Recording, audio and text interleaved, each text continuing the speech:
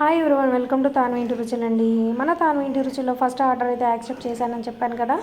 మీకు ఆ తీసుకొచ్చిన ఐటమ్స్ ఏం చేశాను ఏంటని చూపిస్తానన్నది. సరే వచ్చేయండి చూసేద్దాం. నేను ఇక్కడైతే గోంగూర రైతా, మిల్ మేకర్ కర్రీ, అలాగే మష్రూమ్ బిర్యానీ అండ్ గులాబ్ జామ్ అయితే చేశాను అనమాట. మన ఫస్ట్ ఆర్డర్ అనమాట. అది కూడా బర్త్డే పార్టీ అవడం నాకైతే చాలా హ్యాపీగా అనిపించింది.